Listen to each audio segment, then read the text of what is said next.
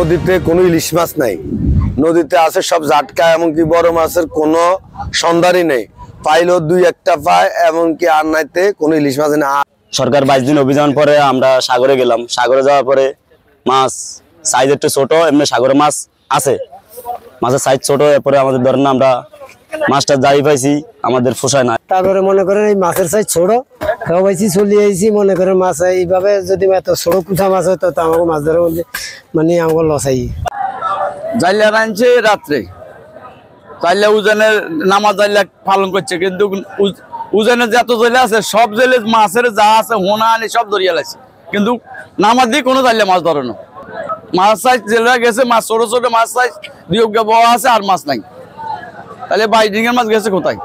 বর্তমানে যে অভিযানটা যদি 20 দিন আগে ফর দিত তাহলে অনেক ভালো ছিল। জেলেরও কিছু সুবিধা ভোগ করতে পারতো, এবং আরবদারেরও কিছু সুবিধা, ব্যাপারেরও কিছু সুবিধা ভোগ করতে পারতো।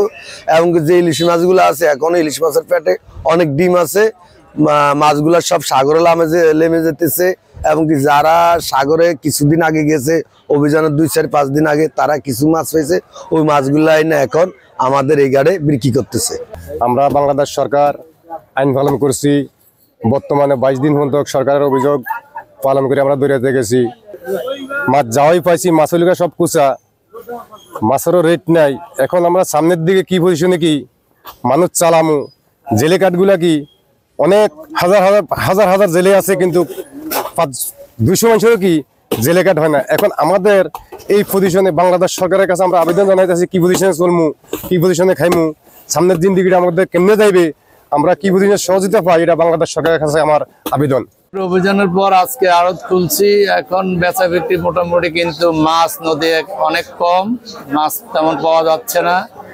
আর যাই বড় কোনো মাছ নাই, এখন ছোট ছোট কিছু মাছ আসছে, তাও মাছে প্রচুর পরিমাণ ডিম, মাছ এখনো ডিম ছাড়ে নাই। অভিযানটা মনে হয় আরো 15 দিন পরে দিলে মনে হয় ভালো হইতো।